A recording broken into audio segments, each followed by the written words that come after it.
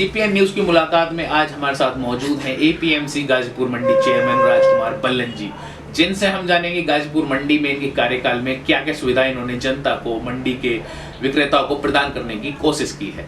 Sir, CPN news में आपका बहुत बहुत स्वागत है। बहुत बहुत धन्यवाद जी। अपने कार्यकाल के बारे में बताइए सर हमारे दर्शकों को। सर्वप्रथम तो मैं अपने अश्विनी भाई का धन्यवाद करता हूँ, उन्होंने मुझे प्रेम के साथ निमंत्रित किया। उनके बराबर में स्नेह मुझे छात्र जीवन से मिलता रहा है जी। और उनके संरक्षण दिल्ली विश्वविद्यालय छात्र संघ में भी उनके साथ ही काम करने का अपने को हो रहा है। एपीएमसी गाजीपुर मंडी में मैं पिछले नवंबर से लेकर अब तक करीब 1.5 वर्ष का कार्यकाल हो चुका है। जब मैंने कार्यभार संभाला था उसके बाद सर्वप्रथम वहाँ जो मुझे कार्य करने को दिखा वो सबसे पहले थी वहाँ सुरक्षा की दृष्टि से सीसीटीवी कैमरे का वो विषय हमने चलाया था।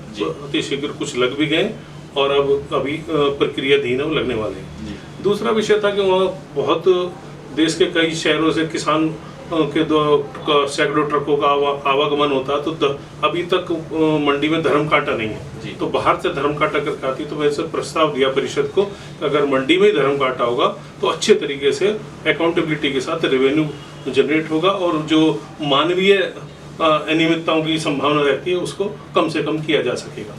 दूसरा मैंने वहाँ देखा कि एपीएमसी की जो छत है उन पर बहुत बड़े सोलर पैनल की कंपनी की 2-3 के प्रपोजल पहले से वहाँ आए हुए थे। उनको लेकर कई कंपनियों को लेकर प्रस्ताव दिया हुआ है परिषद को। अतिशीघ्र अगर वह क्रियान्वित हुआ जिस तरह की मुझे पूरी संभावना है तो संभवतः दिल्ली का सबसे बड़ा सोलर प्लांट होगा और जो मंडी को तो सुविधा प्रदान करेगा ही करेगा बिजली की, और मंडी को आमदनी का भी बहुत बड़ा स्रोत होगा। एक अभी ई चार्जिंग की समस्या पर ई व्हीकल बहुत हो गए, किसानों को, व्यापारियों को, आड़तियों को और आने वाले ग्राहकों को ई चार्जिंग स्टेशन के लिए भी 2-3 प्रस्ताव बीएससीएस की तरफ से और 1-2 तरफ से आए हैं। उनको ये संभावना देखते अति शीघ्र उस पर हम काम कर रहे हैं।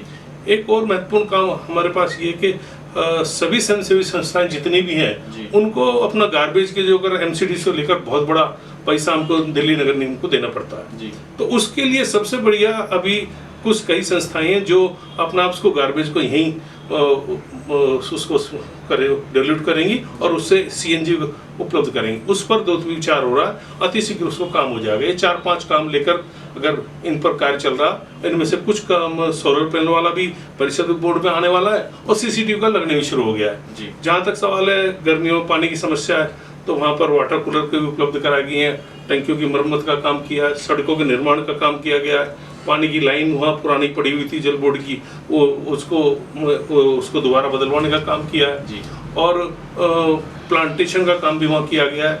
और कोविड के दौरान जितने भी आड़तियों की सुरक्षा को लेकर ये जितने काम हो रहे हैं, अतिक्रमण को लेकर भी पीछे ग्राहकों को असुविधा ना हो उस पर बहुत सारे काम किए हैं। लेकिन यहाँ मैं कहना चाहूँगा कि वह एक ऐसा क्षेत्र है उसमें निरंतर कार्य करने की आवश्यकता है और एक ऐसा बड़ा क्षेत्र में वहाँ काम करने की संभावनाएं हमेशा और अच्छा करने की बनी रहती हैं। लेकिन जैसा कि मुझे अरविंद केजरीवाल जी ने जो भरोसा मुझ पर दिखाया, मेरी कोशिश है कि मैं जितना गोपाल राय जी के नेतृत्व में जितना वहाँ कर पा रहा हूँ अच्छा करने की कोशिश करूँगा और मुझे काम करने में आनंद आ रहा है और अधिकारियों का सहयोग भी मिल रहा है। और आने वाले समय में अभी मेरे पास से 1-1.25 साल का समय और है तो मैं समझता हूँ इन सब कार्यों को क्रियान्वित कर पाऊंगा तो बहुत अच्छा कार्यकाल हो जाएगा। सीपीएन न्यूज के बातचीत के लिए आपको बहुत बहुत धन्यवाद। आपने मुझे बुलाया, बोलने का अवसर दिया, बहुत बहुत धन्यवाद। जय भारत, जय हिंद।